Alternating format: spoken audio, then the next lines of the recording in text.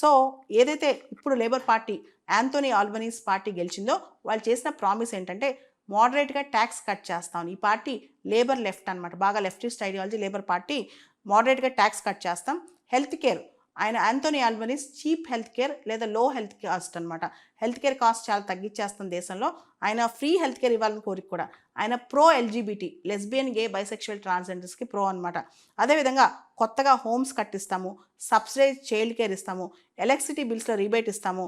అదేవిధంగా స్టూడెంట్స్ ఎవరైతే లోన్స్ తీసుకుని చదువుకున్నారో వాళ్ళకి 20% స్టూడెంట్ డెట్లో రిడక్షన్స్ ఇస్తాం. ఇలా రకరకాల ప్రామిసులు చేస్తారు. అన్ని లెఫ్టిస్ట్ ఐడియాలజీతో ఉన్న ప్రామిసులు అనమాట. యాంథోనీ ఆల్బనీస్ మళ్ళా గెలిచారు ఆస్ట్రేలియా. దానికి సంబంధించి ఇంకోటి ఏంటంటే, ఈయన చైనాతో, ఇంతకుముందు యాంథోనీ ఆల్బనీస్ రాకముందు చైనాతో చాలా ట్రేడ్ అనేది చాలా తక్కువ ఉండేది. ఇప్పుడు చైనాతో ట్రేడ్ కానీ రిలేషన్స్ కానీ ఆస్ట్రేలియాకి బాగున్నాయి అనమాట. ఓవరాల్గా ఆస్ట్రేలియాలో మళ్ళా లేబర్ పార్టీ అధికారంలోకి వచ్చింది. ఇది హిస్టారిక్ విక్టరీ.